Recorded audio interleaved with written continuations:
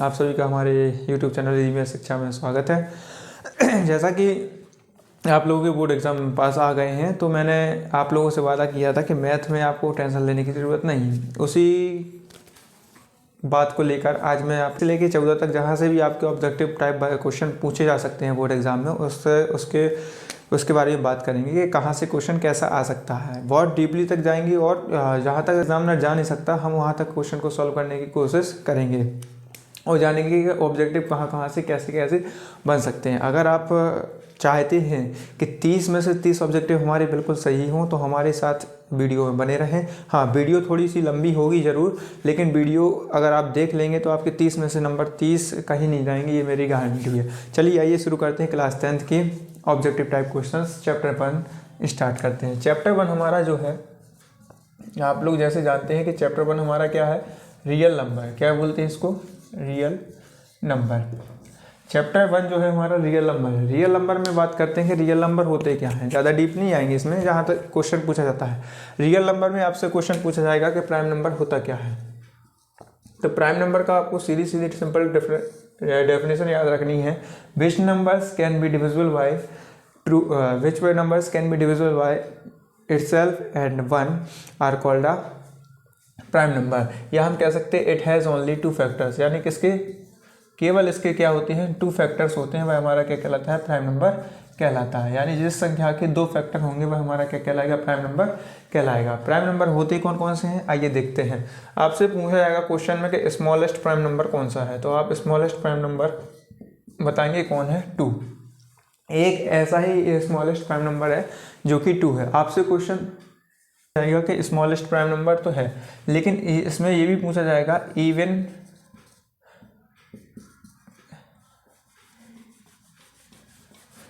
Even prime number कौन सा है। इवन प्राइम नंबर केवल 2 ही है, नाइदर इवन और नॉर ऑड। तो जो आपका जो होगा वो कौन सा होगा, आपका कौन सा होगा, इवन 2 नंबर। यानी ये स्मॉलेस्ट एक ही नंबर है जो क्या है, आपका इवन नंबर है। इवन नाइदर नॉर 2 नंबर, वो कौन सा है सिंपल आपका, नाइदर इवन और nor even number is called 2। ठीक है, 2 प्राइम नंबर। अब बात करते हैं इवन और स्मॉलेस्ट कौन है, केवल एक ही है जो है क्या, प्राइम नंबर है। अब दूसरी बात करते हैं, यहाँ से क्वेश्चन बनेगा आपका कि 1 से 100 तक स्मॉलेस्ट प्राइम 1 से 100 तक आपके प्राइम नंबर कितने होते थे। 1 से 100 तक कितने प्राइम नंबर होते हैं, 25 होते हैं।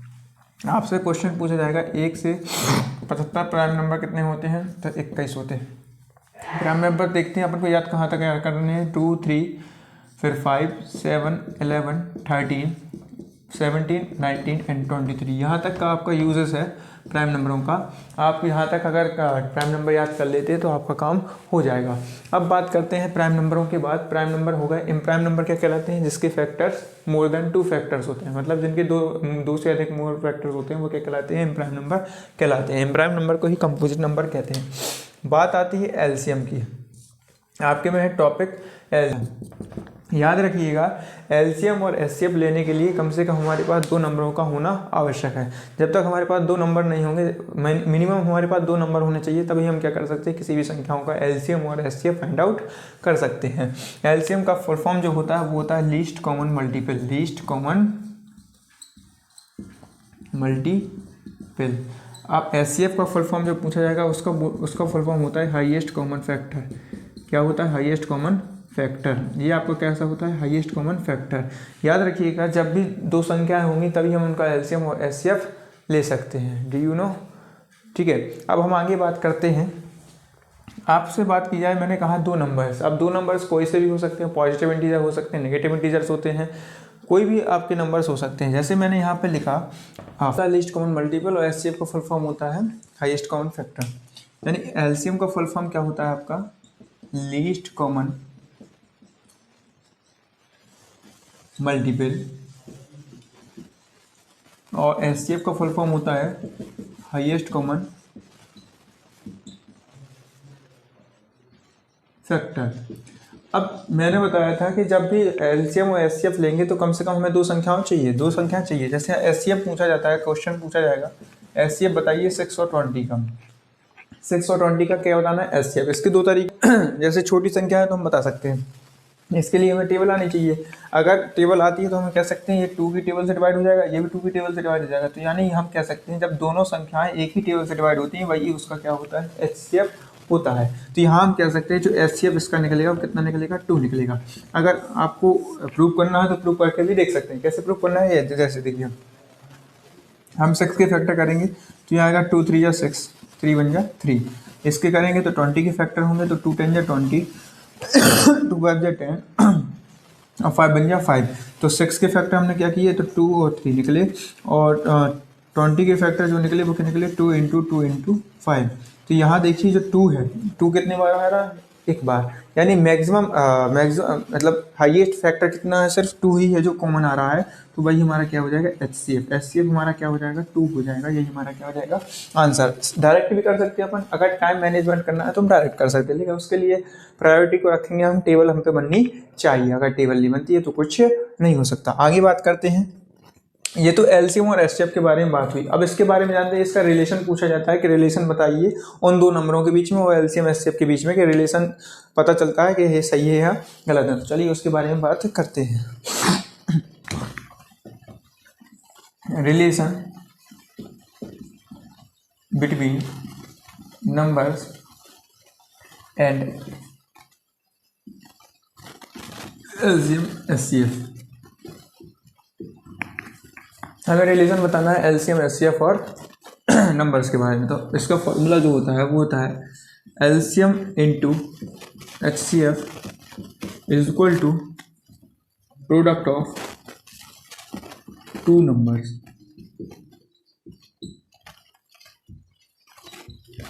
ये क्या होता है, इसका फॉर्मूला होता है, यही इस एग्जामिनर क्वेश्चन को पूछता है। यहाँ से क्या करता है, एग्जामिनर क्वेश्चन को पूछता है। तो याद रखिएगा जो फॉर्मूला होता है वो क्या होता है, LCM into HCF is equal to product of 2 numbers. अगर अच्छा क्वेश्चन थोड़ी सा उसने घुमा दिया, वो क्या करेगा, यहाँ पर हमें गिवन देगा 2 पॉजिटिव इंटीजर दे देगा। जैसे उसने लिख दिया एलसीएम जो है वो है ए और बी का।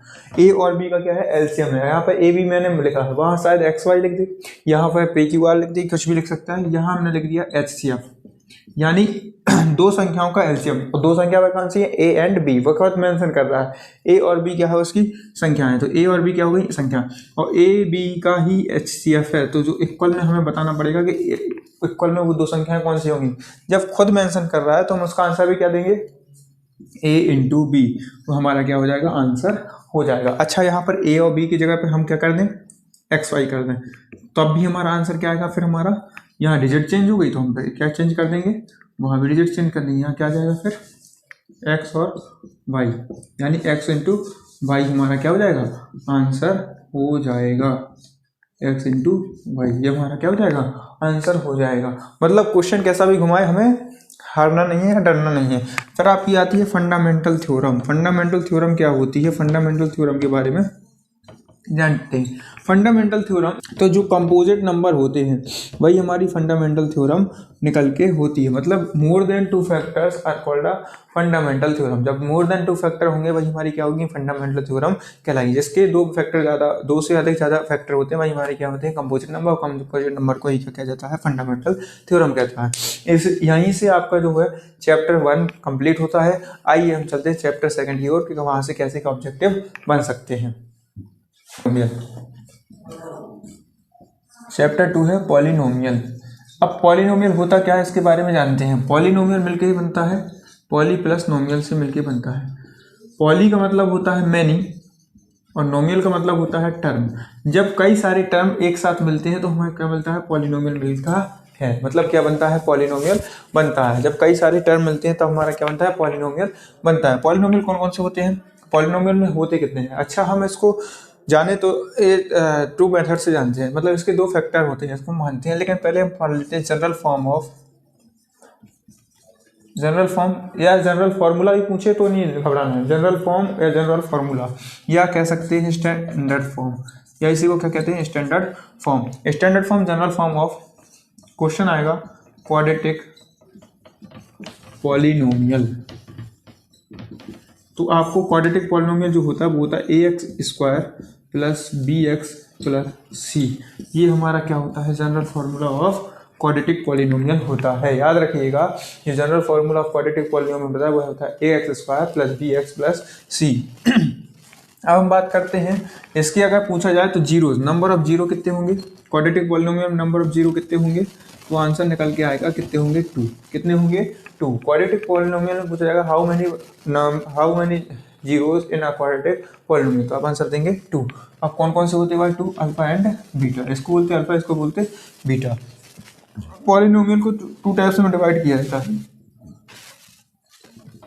पॉलिनोमियल को 2 टाइप्स में डिवाइड किया जाता है। एक होता है अकॉर्डिंग टू टर्म, एक होता है आपका अकॉर्डिंग टू टर्म, और एक होता है आपका अकॉर्डिंग टू डिग्री। ठीक है, एक आपका होता है अकॉर्डिंग टू टर्म, एक होता है आपका according to degree. According to term भी 3 टाइप्स के होते हैं, अकॉर्डिंग टू डिग्री भी कितने टाइप्स के होते हैं, 3 टाइप्स के होते हैं। अकॉर्डिंग टू टर्म की बात करें होता है सिंगल टर्म में होता है तो हमारा क्या कहलाता है, मोनोमियल कहलाता है। अगर हम बात करें सेकंड वाला कौन सा होता है, उसे हम कहते हैं बाइनोमियल। क्या कहते हैं उसको, बाइनोमियल। इसमें कितने टर्म होते हैं, 2 टर्म होते हैं। इसमें कितने टर्म होते हैं, 2 टर्म। अगर ये और ये अलग अलग होने चाहिए, दोनों टर्म कैसे होने चाहिए, अलग अलग वेरिएबल को होने चाहिए, तो वह क्या होगा, बाइनोमियल। और 3 टर्म के होते हैं तो उसे हम बोलते हैं ट्राइनोमियल। एग्जाम्पल भी दे रहा हूँ मैं, 2 मिनट रुक जाओ। तो ये क्या हो जाएगा 3, जिसमें 3 टर्म होंगे, वह हमारा क्या हो जाएगा, जैसे हमने यहाँ पे लिखा x, तो ये एक हो गया, एक टर्म है, एक टर्म में लिखा है तो इसको क्या कहेंगे, हम मोनोमियल कहेंगे। लेकिन हमने x + 2 लिख दिया तो ये हमारे पास कितने टर्म होगा, 2 टर्म, दोनों ही अलग अलग हैं। ठीक है, अगर मैंने यहाँ पे लिख दिया x² + x + 2, ये तीनों टर्म अलग अलग हैं, मतलब अलग अलग कैटेगरी के जब वेरिएबल आते हैं या टर्म आते हैं उसे हम क्या कहते हैं, ट्राइनोमियल कहता है। अगर 3 से मोर देन आते हैं तो हम उसे पॉलिनोमियल कहते हैं। क्या कहते हैं, पॉलिनोमियल कहते हैं। अब हम बात करते हैं according to degree. According to degree होता है आपका लीनियर, और दूसरा होता है आपका क्वाड्रेटिक, और थर्ड होता है आपका क्यूबिक। आपसे क्वेश्चन पूछा जाएगा कि क्यूबिक पॉलिनोमियल में कितनी पावर होती है या डिग्री होती है, मैक्सिमम डिग्री क्या होती है। तो मैक्सिमम डिग्री होगी इसमें 1, इसमें मैक्सिमम डिग्री होगी 2, इसमें मैक्सिमम डिग्री होगी 3।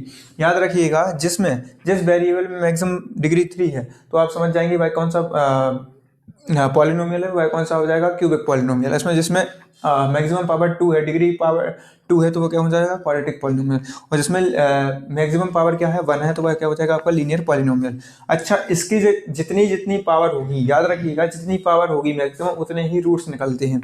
लीनियर पॉलिनोमियल में कितने रूट्स निकलेंगे या कितने जीरो होंगे, तो जीरो जो आएंगे, जीरो की संख्या आएगी वो भी कितनी होगी, 1। इसके जीरोस कितने होंगे, 2। इसके जीरोज या रूट्स कितने होंगे, 3।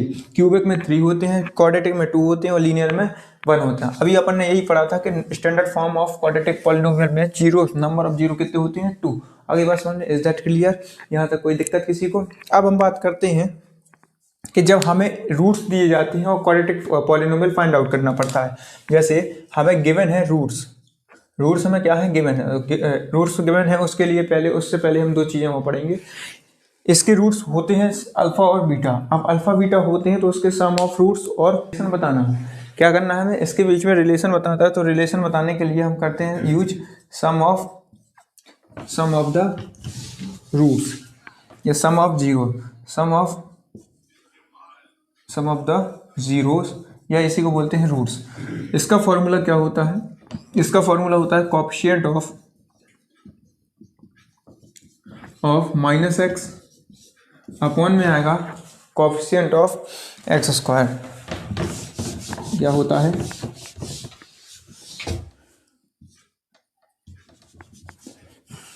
Coefficient of -x upon coefficient of x²।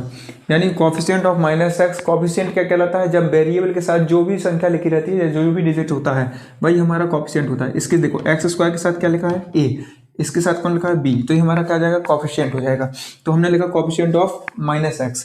तो सम ऑफ रूट्स का मतलब जीरोस का मतलब क्या होता है, हमने बताए थे अल्फा और बीटा होते तो जीरोस। तो यहाँ पे अल्फा प्लस बीटा, सम का मतलब दोनों को जोड़ना, तो अल्फा और प्लस बीटा को जोड़ेंगे तो आंसर आएगा कोएफिशिएंट ऑफ -x। कोएफिशिएंट क्या है, -x के साथ b और अपॉन में a, तो यह हो जाएगा अल्फा प्लस बीटा बराबर क्या होगा, -b अपॉन a। अब हम बात करते हैं प्रोडक्ट ऑफ रूट्स या प्रोडक्ट ऑफ जीरो। तो प्रोडक्ट ऑफ जीरोस क्या होता है, होता है constant term upon coefficient of x square. तो कांस्टेंट टर्म क्या है सी, इसके साथ कुछ नहीं लिखा, वो कांस्टेंट टर्म, और कोफिशिएंट ऑफ एक्स स्क्वायर क्या है ए। तो सी अपॉन ए अल्फा इंटू बीटा बराबर क्या होता है सी अपॉन ए। यहाँ से क्या करते हैं हम वेरीफाई करते हैं जब हमें क्या होते हैं गिवन होते हैं, जब हमें क्या होते हैं रेशियो गिवन होते हैं। ठीक है, जब रेशियो गिवन होते हैं तो हम कैसे करते हैं, तो हमारे पास जैसे हमारे पास अल्फा प्लस बीटा की वैल्यू दी गई है और अल्फा इंटू बीटा की वैल्यू दी गई है, यानी सम ऑफ रूट्स दिए गए हैं, सम ऑफ जीरोस या रूट्स दिए गए हैं और प्रोडक्ट ऑफ रूट्स दिए गए हैं। तो हमें निकालना है क्वाड्रेटिक पॉलिनोमियल। तो हमें फाइंड आउट क्वाड्रेटिक पॉलिनोमियल करना है, तो उसका फॉर्मूला होता है x square minus alpha plus beta into x plus alpha into beta. ये हमारा क्या होता है क्वाड्रेटिक पॉलिनोमियल फाइंड आउट करने के लिए फॉर्मूला होता है। यहाँ से हमारा सेकंड चैप्टर कंप्लीट होता है। आशा करता हूँ आपको समझ में आया होगा, और अगर आपको वीडियो अच्छी लगी हो तो लाइक और सब्सक्राइब जरूर करें। आगे बात करते हैं चैप्टर नंबर 3 की। चैप्टर नंबर 3 कौन कौन से होते हैं, चैप्टर नंबर 3 में कैसे कैसे ऑब्जेक्टिव आते हैं। यहाँ पे लाइन्स की बात करते हैं। लाइन हमारे पास 3 तरीके की होती हैं। फर्स्ट होती है इंटरसेक्टिंग लाइन, सेकंड होती है हमारे पास कोइंसिडेंट लाइन, और थर्ड होती है हमारे पास पैरेलल लाइन। 3 लाइन की बात करेंगे, इंटरसेक्टिंग लाइन, कोइंसिडेंट लाइन और parallel line. Coincident line, parallel line और इंटरसेक्टिंग लाइन कैसी होती है। लाइन जो होती है वो इंटरसेक्ट मतलब कैसी होंगी, एक दूसरे को काटेंगी, वह हमारे इंटरसेक्ट हो गए। दूसरी चीज कोइंसिडेंट कैसी होंगी, एक बड़ी एक छोटी। और पैरेलल कैसी होंगी, दोनों ही कैसी होंगी, कोइंसिडेंट लाइन होती है और पैरेलल लाइन होती है, कंसिस्टेंट होती है, इनकंसिस्टेंट और डिपेंडेंट। अब हम बात करते हैं इंटरसेक्टिंग लाइन कौन सी होती है। इंटरसेक्टिंग लाइन कौन सी होती है, इंटरसेक्टिंग लाइन जो होती है वो होती है A1/A2 इक्वल नॉट B1/B2। ये हमारी क्या होगी, जो हमारी A1/A2 है वह इक्वल नॉट होगा किसके, B1/B2 की।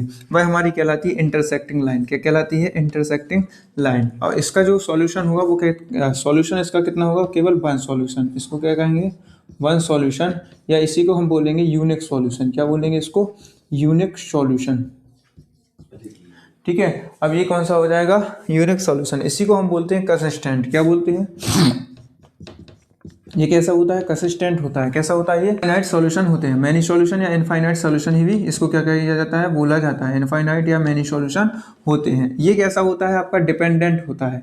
ये डिपेंडेंट नहीं होता है, सॉरी, ये क्या होता है, डिपेंडेंट नहीं होता है। होता है कि ये डिपेंडेंट बिल्कुल होता है। क्या होता है, ये डिपेंडेंट भी होता है। कैसा होता है, डिपेंडेंट होता है। ये कैसा होता है, डिपेंडेंट होता है और इनकंसिस्टेंट होता है। कैसा होता है, ये इनकंसिस्टेंट होता है। इनकंसिस्टेंट होता है, ये डिपेंडेंट होता है और कैसा होता है, इनकंसिस्टेंट।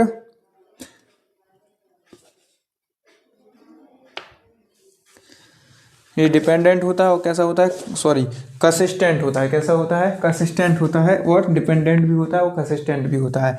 अब बात करते हैं हम जो हमारी होती है पैरेलल लाइन। कैसी होती हैं, पैरेलल लाइंस। जो पैरेलल लाइंस होंगी वो कैसी होंगी, A1/A2 equal B1/B2 equal not C1/C2। मतलब दो तो इक्वल होंगी लेकिन तीसरी इक्वल नहीं होगी। मतलब 2 इक्वल होंगी लेकिन तीसरी उसके इक्वल नहीं होगी। वह हमारी क्या होती है, पैरेलल लाइंस होती है। और इसका आंसर आता है नो सॉल्यूशन। क्या होता है इसका आंसर, नो सॉल्यूशन। और केवल पैरेलल लाइन ही है जो क्या होती है, नो सॉल्यूशन का निर्माण करती है, या इसमें नो सॉल्यूशन आते हैं। अब हम बात करते हैं ये कैसी होती है, इनकंसिस्टेंट होती है। कैसी होती है, इनकंसिस्टेंट होती है। क्यों बात करिए सभी लोग, ठीक है। इंटरसेक्टिंग लाइन, ठीक है, कोइंसिडेंट लाइन और पैरेलल लाइंस। जो इंटरसेक्टिंग लाइन होती है वो क्या होती है, एक दूसरे के इक्वल नहीं होती है। A1/A2 equal not B1/B2। उसी को हम बोलते हैं 1 सॉल्यूशन। उसमें कितने सॉल्यूशन निकलते हैं, केवल 1 निकलते हैं। और कौन सा, उसी को नाम दूसरा दिया जाता है यूनिक सॉल्यूशन। क्या दिया जाता है, यूनिक सॉल्यूशन। और ये कैसा होता है, कंसिस्टेंट होता है। बात करते हैं कोइंसिडेंट लाइन। कोइंसिडेंट लाइन कैसी होती है, पैरेलल तो होती है लेकिन एक छोटी होती है एक बड़ी होती है। आपने देखा होगा जैसे मेरा हाथ है, ये मेरा हाथ एक लाइन है और ये क्या है, मार्कर भी लाइन है, लेकिन ये कैसी है, पैरेलल तो है लेकिन क्या है, छोटी बड़ी है क्या, नहीं है क्या नहीं? तो जैसे हम क्या कहते हैं, कॉन्सिडेंट लाइन कहते हैं। अब ये A1 equal B1/B2 equal C1/C2, ये तीनों इक्वल होती हैं, एक दूसरे के कैसे होते हैं, इक्वल होते हैं, इसलिए इसमें कितने सॉल्यूशन निकलते हैं, काफ़ी सारे सॉल्यूशन निकल सकते हैं, इनफाइनाइट मैनी सॉल्यूशन निकल सकते हैं। इसलिए ये क्या है, डिपेंडेंट है। ये किस पे डिपेंडेंट है, ए वाला बी पे भी डिपेंड हो सकता है, और बी वाला सी पे भी डिपेंड हो सकता है, सी वाला बी पे भी डिपेंड हो सकता है, बी वाला ए पे भी डिपेंड हो सकता है। मतलब ये तीनों क्या करते हैं, आपस में तालमेल बना के चलते हैं। जैसे अपन लोग दोस्त लोग क्या करते हैं, तालमेल बना के चलते हैं ना, वैसे ही। ठीक है, अब हम बात करते हैं पैरेलल लाइंस। अब पैरेलल लाइंस क्या होती हैं, ये दो तो इक्वल होती हैं लेकिन तीसरा इक्वल नहीं होती है। यानी A1/A2 इक्वल होगा B1/B2 के, लेकिन C1/C2 के इक्वल नहीं होगा। इसलिए इसको हम कहते हैं नो सॉल्यूशन, इसमें सॉल्यूशन नहीं निकलते, क्योंकि जब दो की पटेगी एक की नहीं पटेगी तो क्या हो जाएगा, वहाँ पे बात होना जरूरी है। तो नो सॉल्यूशन होगा और ये क्या हो जाएगी, इनकंसिस्टेंट हो जाएंगे। केवल एक ही है जो इंटरसेक्टिंग लाइन है जो क्या होती है, इनकंसिस्टेंट होती है, वो है पैरेलल लाइन। कौन सी लाइन होती है, पैरेलल लाइंस होती है। यहाँ से आपका चैप्टर नंबर 3 होता है समाप्त, और इसमें इससे ज़्यादा ऑब्जेक्टिव यहाँ से नहीं पूछे जा सकते हैं। हाँ, और आप लोगों को पता ही होगा लीनियर पेयर क्या होते हैं। लीनियर पेयर होते हैं A1x plus B1/B1y plus C1 equal to 0 linear equation, और A2x plus B2y plus C2 equal to 0। तो ये भी क्वेश्चन पूछ ले तो आप लोग घबराना नहीं, पेयर ऑफ लीनियर इक्वेशन। तो पेयर ऑफ लीनियर इक्वेशन, देखिए मैंने बोला था अभी पिछला चैप्टर पढ़ा है अपन ने, लीनियर पॉलिनोमियल इक्वेशन तब बनता है, पॉलिनोमियल से इक्वेशन कब बन जाएगा, इक्वल में जब 0 आ जाएगा। इक्वल में 0 आ गया तो ये क्या बन गया, इक्वेशन में तब्दील हो गया। अब लीनियर है क्योंकि x की पावर क्या है, 1 है, और वेरिएबल कितने हैं, 2 है। तो दो अलग अलग वेरिएबल का यूज करके पेयर मतलब होते जोड़े, और लीनियर इक्वेशन मतलब होते ये लीनियर इक्वेशन है जिनकी पावर क्या होती, वेरिएबल की 1 होती है, और दो अलग अलग जोड़े होते हैं, पेयर जोड़े होते हैं, और दो अलग अलग वेरिएबल होते हैं, इक्वेशन होता है इक्वल में 0। तो वही हमारे होते हैं pair of linear equation in with two variable, या विद टू वेरिएबल्स कह सकते हैं, इन टू वेरिएबल्स कह सकते हैं। यहाँ से हमारा चैप्टर नंबर 3 होता है। इससे डीप एग्जामिनर नहीं जाएगा, इसकी गारंटी मैं लेता हूँ। यहाँ से क्वेश्चन बाहर। अब हम बात करते हैं चैप्टर 4 की। चैप्टर 3 आ गया होगा समझ में आ गई होगा। चैप्टर 4 की बात करते हैं। चैप्टर 4 जो है हमारा, उसका नाम है क्वाड्रेटिक इक्वेशन। भैया गलती ना हो जाए, बुंदेली भी दे देने। हाँ, तो क्वाड्रेटिक इक्वेशन क्या है, क्वाड्रेटिक इक्वेशन के बारे में जानते हैं। अब क्वाड्रेटिक इक्वेशन हम बता चुके हैं, आप लोग पढ़ चुके हैं, क्वाड्रेटिक पॉलिनोमियल पढ़ चुके हैं, बस कुछ नहीं करना है। आपसे पूछा जाएगा जनरल फॉर्म ऑफ, जनरल या standard form of quadratic equation. तो क्वाड्रेटिक इक्वेशन क्या होता है उसके बारे में हमने बताया था, ax² plus bx plus c equal to 0 लग जाता है तो हमारा वह क्या बन जाता है, क्वाड्रेटिक इक्वेशन बन जाता है। यहाँ से जो रूट्स निकलेंगे वो कितने निकलेंगे, केवल 2 रूट्स निकलेंगे। कितने रूट्स निकलेंगे, 2 रूट्स निकलेंगे, क्योंकि क्वाड्रेटिक इक्वेशन है। क्वाड्रेटिक मतलब 2, हाईएस्ट पावर कितनी होगी, 2, तो 2 होगी तो क्या होंगे, रूट्स कितने निकलेंगे, 2। यहाँ से पूछा जाएगा क्यूबिक इक्वेशन, तो आप क्या कर देंगे, ax³ plus bx² plus cx plus d equal to 0, वह हमारा क्यूबिक इक्वेशन हो जाएगा, या इसी को बोलते हैं स्टैंडर्ड फॉर्म। अब यहाँ से क्वेश्चन आपका आएगा एक होता है nature of roots. Nature of roots को बताने के लिए इसके लिए एक फॉर्मूला यूज किया जाता है। यहाँ पे आप या तो फैक्टराइजेशन मेथड लगता है, फैक्टराइजेशन मेथड अगर आपसे बनता है तो ठीक है, जब फैक्टराइजेशन मेथड आपसे नहीं बनता है तो हम लगाते हैं Shridharacharya formula. Nature of roots मतलब रूट्स को बताने के बारे में तो श्रीधराचार्य फॉर्मूला होता है, श्रीधराचार्य फॉर्मूला। श्रीधराचार्य फॉर्मूला जिस होता है वो होता है x बराबर -b plus minus under root b² minus का 4ac अपॉन 2a। अब समझिए हमारे राम भाई साहब से बनने लगा है ये श्रीधराचार्य फॉर्मूला। लगने देखने में बड़ा है लेकिन पढ़ने में बहुत छोटा है, एक बार समझ में आ जाएगा तो जिंदगी में नहीं भूलेगा। तो नेचर ऑफ रूट्स मतलब जब हमें रूट्स के बारे में जानना पड़ता है, जब x की वैल्यू 2 निकलती है तो x की वैल्यू जब 2 निकालनी पड़ती है तो या तो हम फैक्टराइजेशन मेथड से निकाल देंगे या हम श्रीधराचार्य फॉर्मूला में रखेंगे और सीधे यहाँ से वैल्यू पुट कर देंगे। जैसे हमने यहाँ पर लिया 2x² प्लस 3x प्लस 4, तो यहाँ हम मानेंगे इसको कंपेयर करेंगे, a की वैल्यू 2 हो जाएगी, b की वैल्यू 3 हो जाएगी, c की वैल्यू कितनी हो जाएगी 4। यहाँ पुट कर देंगे और हमारे वैल्यू निकल आएंगी, x की वैल्यू कितनी निकलेंगे 2, क्योंकि रूट्स कितने होते हैं 2 और पावर कितनी है मैक्सिमम 2, इसलिए आंसर कितना आएगा 2। x की वैल्यू कितनी आएगी 2। अब हम बात करते हैं डिस्क्रिमिनेंट। किसकी बात करते हैं? डिस्क्रिमिनेंट की बात करते हैं। डिस्क्रिमिनेंट क्या होता है? डिस्क्रिमिनेंट होता है D equal to B square minus का 4ac, D equal to B square minus 4ac। अगर B square minus 4ac equal है 0 के, तो समझ जाना ये क्या है? Two real equal roots. ये कैसे हो जाएंगे? टू रियल इक्वल रूट्स हो जाएंगे अगर इक्वल में 0 है, अगर d की वैल्यू 0 के बराबर आती है। याद रखिएगा, यहाँ से d की वैल्यू निकलेगी। अब d की वैल्यू जो 0 के इक्वल में आती है तो वह हमारा क्या हो जाएगा? टू इक्वल रूट्स हो जाएंगे, टू रियल इक्वल रूट्स हो जाएंगे। अगर d की वैल्यू या बी स्क्वायर माइनस 4ac बराबर ग्रेटर देन, यानी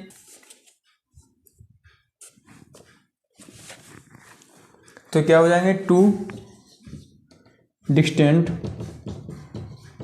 रियल रूट्स हो जाएंगे। कैसे हो जाएंगे? टू डिस्टेंट रियल रूट्स हो जाएंगे। अगर डी स्क्वायर यानी डी इक्वल क्या हो जाएगा? B square minus 4ac greater than 0, मतलब 0 से अगर बड़ी संख्या आती है तो वह हमारे क्या हो जाएंगे? नो रियल रूट्स हो जाएंगे। क्या हो जाएंगे? No real roots. ये हमारा क्या हो जाएगा? यहाँ से चैप्टर खत्म हो जाएगा। मतलब अगर डी की वैल्यू 0 से ज़्यादा आ रही है, डी की वैल्यू कैसी होगी? 1 2 3 4 हो जाएगी, 0 से ज़्यादा हो जाएगी तो वह क्या हो जाएंगे? नो रियल रूट्स रहेंगे, मतलब ये रियल रूट्स नहीं है। अगर d की वैल्यू 0 से कम है तो कैसे हो जाएंगे? टू डिस्टेंट रियल रूट्स, मतलब अलग अलग आएंगे दोनों रूट्स। अगर टू इक्वल रूट्स हैं मतलब दोनों संख्याएं कैसी आएंगी? सेम आएंगी। यहाँ दोनों संख्याएं अलग आएंगी और यहाँ कोई संख्या ही नहीं आएंगी, नो रियल रूट्स आएंगे। आगे बात समझ में? तो ये हमारा क्या होता है? चैप्टर नंबर 4 खत्म होता है। आइए हम बढ़ते हैं चैप्टर नंबर 5 के बाद। यहाँ से चैप्टर नंबर 4 से क्वेश्चन और कोई सा भी नहीं बन सकता है। अगर बनेगा, अगर मुझसे कोई चीज़ छूट रही होगी तो हम फिर से कोई शॉर्ट वीडियो लाके उसमें कवर करवा देंगे। आपको टेंशन लेने की जरूरत नहीं, इतना पढ़िए, इससे आगे क्वेश्चन में पेपर में नहीं पूछा जाएगा। वो थोड़ी सा डराता भी ये चैप्टर है, अच्छा चैप्टर। इसलिए हम 2 मिनट में 2 ट्रिक बताएंगे, आपसे क्वेश्चन यू बन जाएंगे। कैसे बन जाएंगे? यू जानते हैं? यू, ठीक है। तो बात करते हैं ऐसे मजाक बाद में। एपी मतलब होता है अर्थमेटिक प्रोग्रेशन। क्या होता है? Arithmetic progression. अर्थमेटिक प्रोग्रेशन होता है। अर्थमेटिक प्रोग्रेशन कैसा होता है उसके बारे में जानते हैं। अर्थमेटिक प्रोग्रेशन यानी हमें एक एपी दी जाएगी। जब हम क्या करते हैं? भंडारा खाने जाते हैं, अपन तो माहिर हैं, भंडारा खाने जाते हैं, कन्या खाने जाते हैं, तो वहाँ पे हम क्या करते हैं? सीक्वेंस में बैठते हैं। या हम जब प्रेयर करते हैं तो हम सीक्वेंस में बैठते हैं, डिफरेंस देखते हैं। सभी का डिफरेंस कैसा होता है? एज में डिफरेंस, मतलब हाइट में डिफरेंस सेम होना चाहिए, तो वह क्या होता है? आपका एपी बनती है। हम ऐसे ही बात करेंगे तो यहाँ पर बताएंगे जनरल फार्मूला या जनरल फॉर्म या स्टैंडर्ड फॉर्म ऑफ एपी। जब आपसे पूछा जाए जनरल फॉर्म ऑफ एपी, यानी एपी का जो जनरल फार्मूला होता है या एपी होती है, कैसे होती है उसके बारे में जानते हैं। तो ए प्लस डी, ए प्लस 2d और ए प्लस 3d, ऐसी एपी बढ़ती जाएगी। वो कहाँ तक जाएगी? लास्ट टर्म तक जाएगी, यानी ए एन पे जाके क्या हो जाएगी? समाप्त हो जाएगी। ये ए है, ये एन है, यहाँ पे जाके क्या हो जाएगी? समाप्त हो जाएगी। अच्छा जब प्रेयर में आगे बच्चा कोई खड़ा होता है तो वह क्या कहलाता है? जब प्रेयर में कोई आगे बच्चा खड़ा होता है तो वह क्या कहलाता है? First person. तो फर्स्ट पर्सन हमारा कौन हो जाएगा? यहाँ फर्स्ट पर्सन की जगह थोड़ी सा कन्वर्सेशन करेंगे। फर्स्ट पर्सन होता है वहाँ पे, यहाँ फर्स्ट टर्म हो जाएगा, क्योंकि यहाँ पे एपी है और एपी किस में हो रही? टर्म। मैथ में क्या चलता है? शब्द टर्म, और इंग्लिश में क्या चलता है? लेटर, और हिंदी में क्या चलता है? वर्ण। ठीक है, तो यहाँ हम बात करेंगे टर्म। तो ये जो पहले भाई सब खड़े हैं तो इनको हम बोलेंगे फर्स्ट टर्म। क्या बोलेंगे? First term. अच्छा, लास्ट वाले व्यक्ति को क्या कहते हैं? Last term. क्या कहते हैं? Last term. अच्छा, इसे जब हम लास्ट टर्म कहते हैं तो इसको हम एक नाम और दे देते हैं, भैया तुम्हारा नाम एंड टर्म है। क्या है? एंड टर्म है। जैसे घर में किसी का नाम कुछ होता है और अब दोस्त लोग उसे कुछ बुलाने लगते हैं, कल्लू टिल्लू पिल्लू, ये सब क्या कहने लगते हैं? नाम लेने रख देते हैं प्यार से। तो यहाँ हमने इसका नाम रख दिया एंथ टर्म। क्या रख दिया? एंथ टर्म, यानी ए एन को हम भैया जानेंगे किससे नाम से? एंथ टर्म से।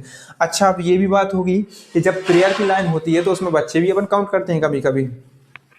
जैसे भंडारा करना हो या कोई लाइन में बैठाना हो और अपने कुछ बांटते हैं तो अपन को पता होना चाहिए कि अपने पास जैसे 20 बिस्किट हैं तो हमें पता है कि बच्चे कितने बैठने चाहिए? 20 बैठने चाहिए। तो 20 बिस्किट के अकॉर्डिंग ही हम 20 बच्चे बैठा लेंगे। बैठ गए कहीं तो हमारे 20 बिस्किट पूछेंगे क्या? नहीं, तो पहले हम बच्चे क्या करेंगे? काउंट करेंगे। जब काउंट करते हैं, जब एपी में काउंट करते हैं कि कितने लोग हैं, तो वह कहलाता है हमारा एन की वैल्यू। क्या कहलाती है? एन की वैल्यू। उसे हम डिनोट करते हैं एन से, उसको बोलते हैं नंबर ऑफ टर्म। क्या कहते हैं? Number of term. अगली बात समझ में। अब भैया बचा कौन? ये भाई साहब जो डी दिख रहा है, ये भी कोई होंगे। तो डी होते हैं जो डिफरेंस बताते हैं। डी का काम है डिफरेंस बताना। क्या है? डी का काम क्या है? डिफरेंस बताना। ये है, ए को बोलते फर्स्ट टर्म, एन को बोलते number of term, A N को बोलते लास्ट टर्म या nth टर्म। यहाँ लिखे दे रहे हैं ए जो होगा वो हमारा होगा फर्स्ट टर्म, जो हमारा ए एन होगा वो हमारा लास्ट टर्म, या इसी को बोलते हैं हम nth टर्म। कोई बचा क्या? एन हो गया, डी हो गया, ए हो गया, ए एन हो गया। अब तो मुझे नहीं लगता कोई होगा। हाँ, डी को ही कॉमन डिफरेंस भी बोल देते हैं भैया। क्या बोल देते हैं? Common difference. ठीक है। अब इसके फॉर्मूले होते हैं चार का है दो फॉर्मूले होते हैं। एक होता है nth टर्म फार्मूला, एक होता है आपका, तो आपसे पूछा जाए general formula of nth term, तो nth टर्म का जब फॉर्मूला पूछा जाए तो आप बताएंगे ए एन बराबर a plus N minus 1 into d. जब nth टर्म फार्मूला पूछा जाए तो बताएंगे ए एन बराबर a plus N minus 1 into d. ये हमारा क्या होता है? nth टर्म फार्मूला होता है। अब हम पे पूछा जाए number of sum, number of sum formula क्या होगा? तो नंबर ऑफ सम, एस से डिनोट करना सम को, और एन से हो जाएगा सम ऑफ नंबर्स।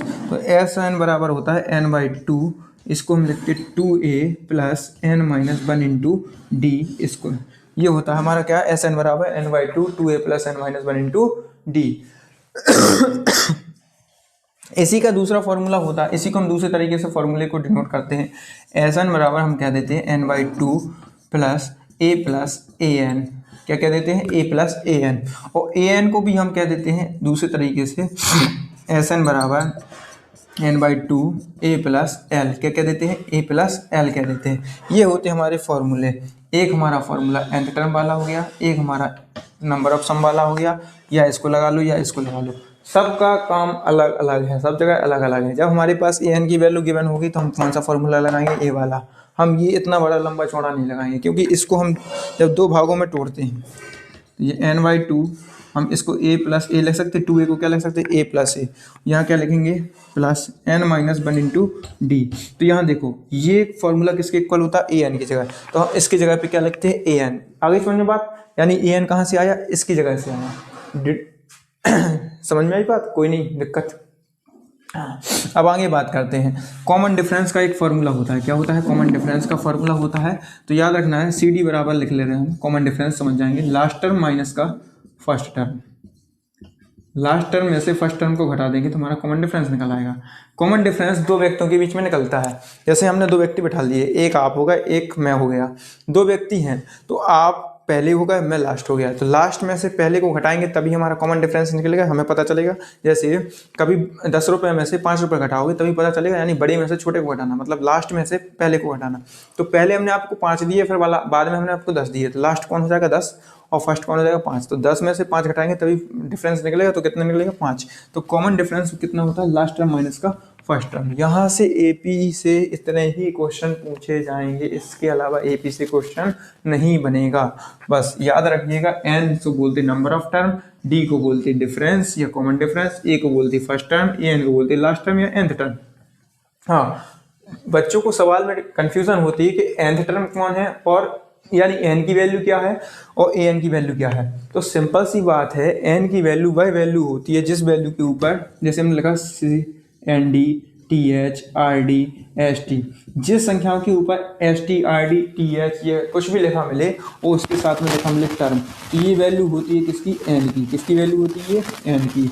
और an की वैल्यू के पहले आपको सिंगल वैल्यू मिलेगी, जैसे एज 81, एज 78, तो ये सब वैल्यू है आपकी किसकी? an की। इसके आगे कुछ नहीं लिखा मिलेगा, एज लिखा मिलेगा इसके पहले या बाद में, और केवल संख्या बस लिखी मिलेगी, तो वह हमारी वैल्यू हो जाएगी an की। अगर टर्म लिखा मिलता है तो वह हमारी वैल्यू हो जाएगी n की।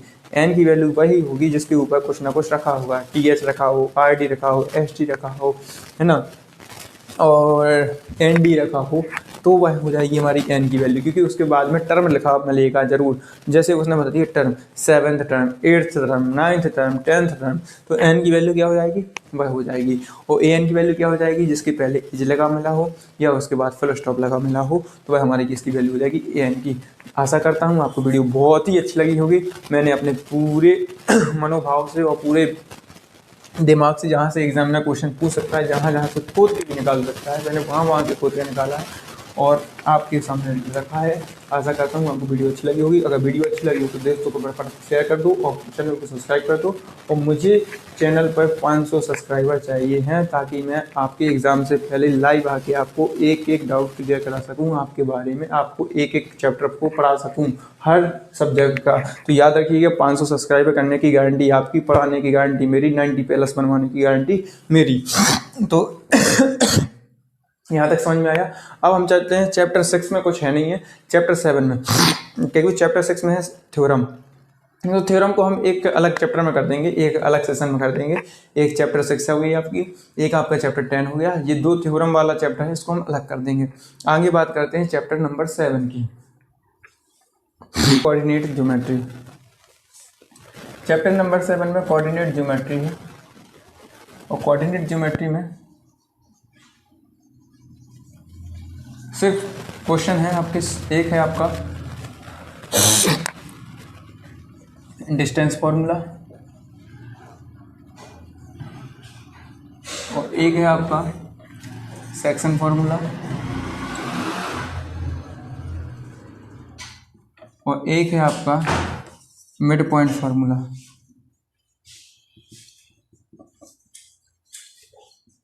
ठीक है, एक है सेक्शन फार्मूला, एक है डिस्टेंस फार्मूला, एक है आपका मिड पॉइंट फार्मूला। ठीक है, अब हम बात करते हैं section formula, mid point formula और डिस्टेंस फार्मूला। डिस्टेंस फार्मूला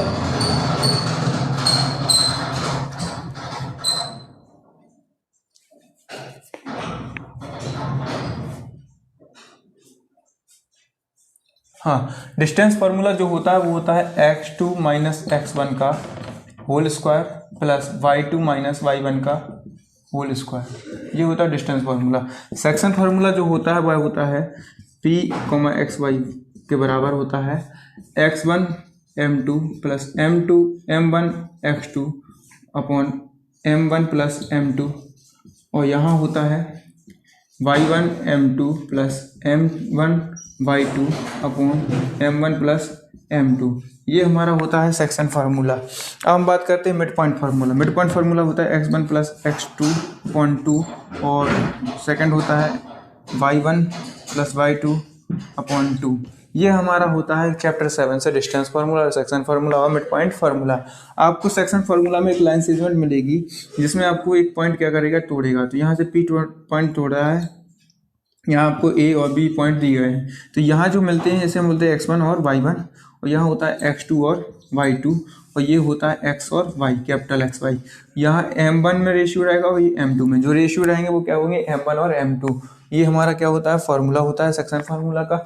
यहाँ डिस्टेंस फार्मूला में आपको 2 पॉइंट निकालने के पड़ेंगे, तो एक को मानेंगे A, एक को मानेंगे B। तो यहाँ से डिस्टेंस निकालेंगे x1 और x2, और यहाँ से निकालेंगे y1 और y2। हाँ, एक क्वेश्चन यहाँ से पूछा जाता है कि जब हम क्या करते हैं, डिस्टेंस निकालते हैं ओरिजिन से डिस्टेंस निकालते हैं, क्वेश्चन पूछा जाता है कि ओरिजिन से क्वेश्चन पूछा जाता है, ओरिजिन से निकालना है और पॉइंट P पे, तो पॉइंट P मान लेते हैं XY। तो याद रखिएगा जो इसके पॉइंट होंगे वो 0 0 हो जाएंगे, यानी x1 और x2 के पॉइंट क्या हो जाएंगे सॉरी, यहाँ हमने गलत लिख दिया, x1 y1 हो जाएगा, ये x2 y2 हो जाएगा। ठीक है, तो यहाँ x1 y1 हो गया, x2 y2 हो गया। तो यहाँ देखिए x1 y1 x2 y2, तो x1 y1 यानी x1 और y1 तो हमारा 0 हो गया। तो हम जब फॉर्मूले में रखेंगे तो 0 माइनस यानी x माइनस 0, तो x इसकी वैल्यू क्या है, x में से 0 गया तो क्या बचेगा, एक्स स्क्वायर प्लस क्या बचेगा, वाई स्क्वायर। तो इसका आंसर क्या आएगा निकल के, X square under root X square plus Y square, under root X square plus Y square. ये क्वेश्चन याद रखना बहुत मोस्ट है। ओरिजिन से जब कोई डिस्टेंस निकालते हैं तो वह क्या होता है, उसका आंसर क्या आएगा, X square plus Y square under root में। अगर पासेस थ्रू होता है, पी पॉइंट से पास थ्रू होता है, तो पी के जब जब x एक्सिस से पास होता है तो याद रखिएगा x 0 हो जाएगा, यानी y वाला पॉइंट कैसा हो जाएगा 0। अगर y एक्सिस से थ्रू होता है तो क्या हो जाएगा 0 और y, यानी x का पॉइंट जो हो जाएगा वह 0 हो जाएगा, y का क्या हो जाएगा y हो जाएगा, या कोई संख्या हो जाएगी। यहाँ से आपका पूरा चैप्टर क्लियर होता है, चैप्टर नंबर 7 खत्म।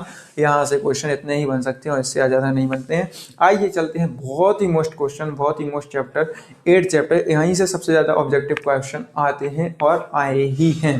तो आगे बात करते हैं चैप्टर नंबर 8।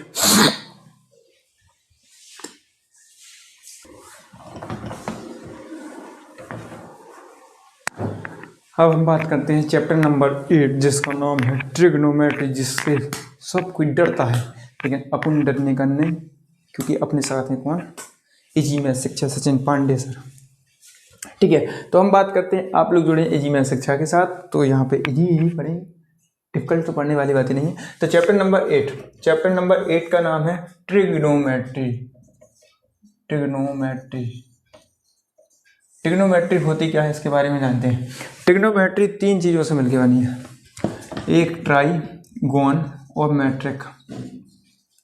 ट्राई का मतलब होता है 3, जानते ही नहीं आराम से पढ़ा होगा आपने। अब आप सबसे यार कौन है, हम थोड़ी, आपने पढ़ा होगा mono, di, tri, tetra, hexa, penta, hexa, hepta, octa, है ना, नैना, डेका, ठीक है, डेका, गॉन का मतलब क्या होता है, यहाँ पे जो होंगी वो होंगी साइड्स की, या साइड्स या एंगल्स। या मेजर मतलब होता है, मेट्रिक मतलब होता है मेजर। जब किसी साइड्स को या एंगल्स को मेजर करते हैं वह हमारा क्या होता है, ट्रिग्नोमेट्री कहलाता है। ट्रिग्नोमेट्री बनने से पहले हमें थोड़ी एंगल्स के बारे में जानना पड़ेगा। ये हमारे भाई साहब बनकर राइट एंगल, ट्राइंगल, थोड़ी सा छोटा दिख रहा होगा आप लोगों को, थोड़ी बड़ा सा बना, ये है चाचा, याद रखिए ये हमारा 90 डिग्री एंगल कहलाता है, इसी को हम बोलते हैं राइट एंगल ट्राइंगल। ये बनता है जब एक लाइन खड़ी हो, एक लाइन पड़ी हो। जब लाइन खड़ी और पड़ी हो और दोनों लाइन साथ में जुड़ती हो तो वहाँ पर बनता है 90 डिग्री एंगल, उसी को हम बोलते हैं राइट एंगल ट्राइंगल। अब याद रखिएगा जहाँ पे हम एंगल बनाएंगे, जब 90 डिग्री एंगल के सामने वाली लाइन होती है, जो भाई सब दिख रहे हैं जो लंबे लंबे जा रहे हैं ऐसे ऐसे, ये होते हैं हाइपोटेनियस, इन्हें क्या बोलते हैं हम, हाइपोटेनियस। ये जो आ गए, अब तो ये तो आ गए। अब यहाँ पे जब हम एंगल नीचे बनाएंगे, जहाँ हमने नीचे बनाया एंगल, तो इसके सामने वाली लाइन कहलाती है परपेंडिकुलर। क्या कहलाती है, परपेंडिकुलर। क्या कहलाती है, परपेंडिकुलर।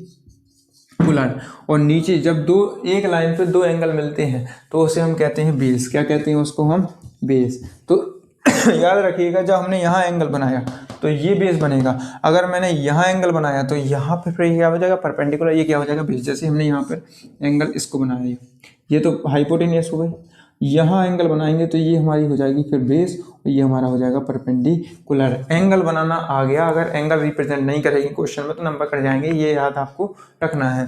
तो एंगल के सामने वाली लाइन क्या कहलाती है, परपेंडिकुलर। एंगल यहाँ बनाएंगे तो ये बेस हो जाएगी, और ये एंगल यहाँ बनेगा तो ये बेस हो जाएगी। Is that clear. अब आगे बात करते हैं हम, ठीक है, अब आगे बात करते हैं थोड़ी रेशियो के बारे में।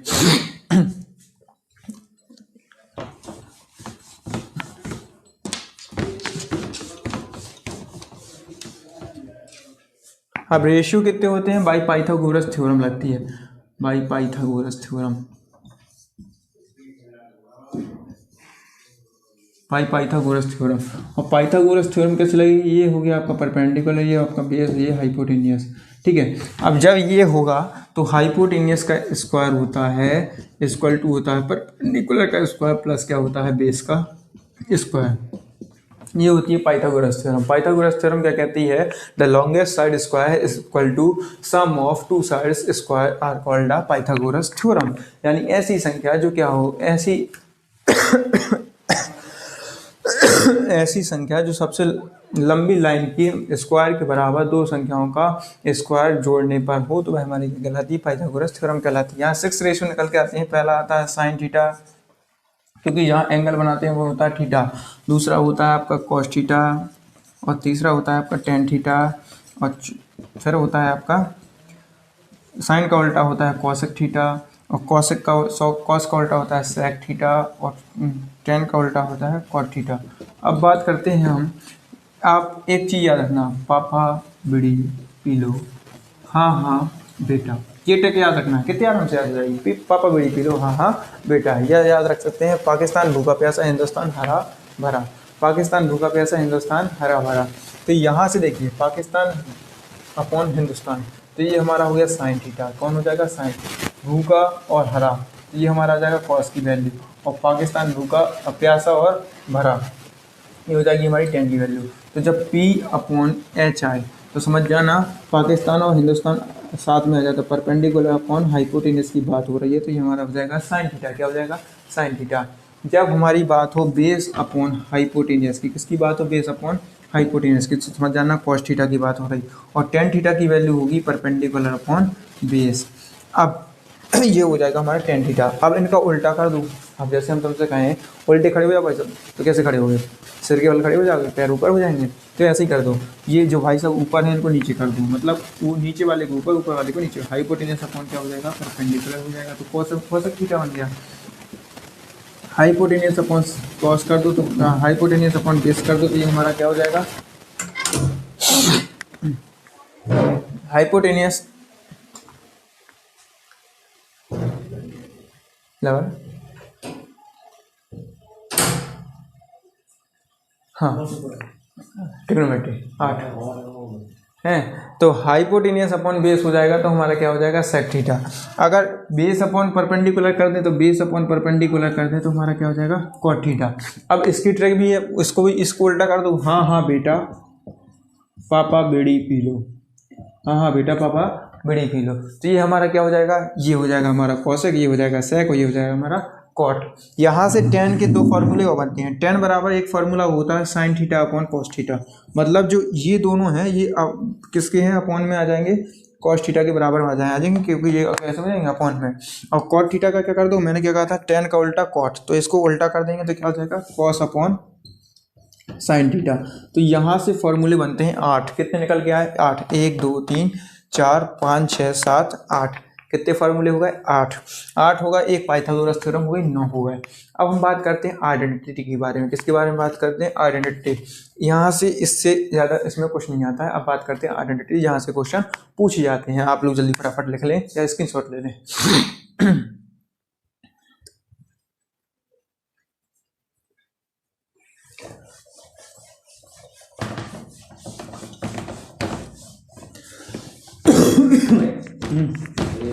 वो बताओ टेबल, और टेबल बताओ, और जानकारी फॉर्मूला है यार। कौन से? हम कौन से? cos theta equal to 1 by sec theta, sin theta equal to 1 by cos बता रहा है, बता रहा है, tan theta equal to 1 by cos inverse बता रहा है तो ठीक है। और 1 plus cos theta equal to cosec। ठीक है, अब हम बात करते हैं क्या इसके बाद, या आइडेंटिटी पर। चलो इसके बारे में बात कर लें। साइन थीटा इनवर्स होता है किसका? 1 अपॉन कॉसेक थीटा का। किसका इनवर्स होता है? 1 अपॉन कॉसेक थीटा। हमने क्या बोला था? अभी उल्टा कर देंगे, तो उल्टा का मतलब क्या होता है? अपॉन में लिखना। कॉसेक थीटा का उल्टा क्या हो जाएगा? तो फिर सेक थीटा, यानी 1 अपॉन साइन थीटा। सॉरी, क्या हो जाएगा? 1 upon sine theta. Cos theta का वैल्यू हो जाएगी क्या? Upon 1 upon sec theta. ठीक है, और सेक थीटा की वैल्यू क्या हो जाएगी? 1 अपॉन कॉस थीटा। अब ये याद कैसे रखें, इसकी भी ट्रिक बता रहा हूँ। ठीक है, और टेन थीटा की वैल्यू कैसे हो जाएगी? 1 अपॉन कॉट थीटा। और कॉट थीटा की वैल्यू कैसी हो जाएगी? 1 अपॉन टेन थीटा। चलिए मान लेते हैं एग्जामिनर ने दे दिए, हमें याद नहीं रहे, तो ट्रिक है याद करने की भी। भाई साहब कहाँ से स्टार्ट हो रहे हैं? सी से स्टार्ट होते हैं और सी पे ख़त्म होते हैं। जो इनके अपोजिट वाले मिलेंगे, ये देखो सी से स्टार्ट हुए तो ये सी पे ख़त्म हो गए, ये एस पे ख़त्म हुए तो ये एस से स्टार्ट हो गए। मतलब जो जहाँ से ख़त्म वो वहाँ से शुरू, ये यहाँ से ख़त्म तो ये यहाँ से स्टार्ट, और ये यहाँ से शुरू तो यहाँ से ये क्या हो गया? ख़त्म। तो ये भाई साहब कैसे हो गए? उल्टे हो गए इनके। कैसे हो गए? उल्टे। इनने क्या किया? उल्टा कर दिया, यहाँ से वहाँ पलट दिया। जैसे हम कहें भैया उल्टे खड़े हो जाओ, तो उल्टे कैसे हो गए? खड़े कैसे खड़े हो गए? उल्टा का मतलब समझ गए कि यहाँ से वहाँ कर दिया मैंने, तो उल्टा मतलब एस को पहुँचा दिया पीछे, सी को पहुँचा दिया आगे, तो ये क्या हो गया? कॉस का उल्टा सेक। अब बात करते हैं हम टेन। टेन में देखो टी क्या है? आगे। कहाँ पहुँचा? पीछे, तो ये टेन का उल्टा क्या हो जाएगा? कॉट। जहाँ आगे हो पीछे पहुँच जाए तो वही क्या होगा? उसका उल्टा हो गया कि नहीं हो गया? तो ये टेन से कॉट बन गया। हाँ, थोड़ी साइन का दिक्कत जाएगी, अब साइन को अपने आप पहचान लेंगे, क्योंकि साइन है 3 व्यक्ति, साइन के 3 व्यक्ति हैं लेकिन अचानक से 5 हो जाएं, और साइन कहाँ मिलेगा, बीचों बीच मिलेगा। एस से स्टार्ट होता है और बीचों बीच जाके पहुंच जाए। जैसे आप जाके कहाँ खड़े हो जाओ, बीचों बीच खड़े हो जाओ। जैसे प्रिंसिपल क्या कर रहा हो, चेकिंग कर रहा हो, तो आप जाके कहाँ खड़े हो जाते हैं, बीचों बीच, ना आगे की जगह ना पीछे की जगह, क्योंकि प्रिंसिपल आगे से भी पूछ सकता है और पीछे से भी पूछ सकता है। तो अपन होशियार होते हैं तो अपन कहाँ पहुंच जाते हैं, बीचों बीच। तो साइन होशियार था थोड़ी, तो कहाँ पहुंच गया, कोसेक के बीच में पहुंच गया, मतलब कोसेक के बीच में पहुंच गया, तो क्या बन जाएगा, कोसेक बन जाएगा। अगर समझ में बात, साइन का उल्टा क्या होता है, 1 अपॉन कोसेक, और कोसेक का उल्टा क्या होता है, 1 अपॉन साइन थीटा। यहाँ से ये होते हैं इनवर्स वाले, ये क्या होते हैं, इनवर्स रेशियो। अब हम बात करते हैं आइडेंटिटी के बारे में। करते हैं हम क्या, अब हम बात करते हैं आइडेंटिटी के बारे में। आइडेंटिटी कितनी होती है, 3 होती हैं। आइडेंटिटी कितनी होती हैं, 3। आइडेंटिटी 3 होती हैं। एक होता है sine square theta plus cos square theta बराबर 1। एक होती है 1 प्लस टेन स्क्वायर थीटा बराबर, ठीक है, सेक स्क्वायर थीटा। और एक होती है आपकी कॉट स्क्वायर थीटा प्लस 1 बराबर क्या होता है, कॉसेक स्क्वायर थीटा। ये होती हैं आपकी 3 आइडेंटिटी। मेन होती हैं 3 भाई साहब, मुख्य करके कितने होते हैं, केवल 1। यहाँ है 3। करता हूँ, आपको वीडियो बहुत ही अच्छी लगी होगी। मैंने अपने पूरे मनोभाव से और पूरे दिमाग से, जहाँ से एग्जामिनर क्वेश्चन पूछ सकता है, जहाँ जहाँ से खोद के भी निकाल सकता है, मैंने वहाँ से खोद के निकाला है और आपके सामने रखा है। आशा करता हूँ आपको वीडियो अच्छी लगी होगी। अगर वीडियो अच्छी लगी हो तो दोस्तों को फटाफट शेयर कर दो और चैनल को सब्सक्राइब कर दो। और मुझे चैनल पर 500 सब्सक्राइबर चाहिए हैं, ताकि मैं आपके एग्ज़ाम से पहले लाइव आके आपको एक डाउट क्लियर करा सकूँ आपके बारे में, आपको एक चैप्टर को पढ़ा सकूँ, हर सब्जेक्ट का। तो याद रखिएगा, 500 सब्सक्राइबर करने की गारंटी आपकी, पढ़ाने की गारंटी मेरी, 90 प्लस बनवाने की गारंटी मेरी।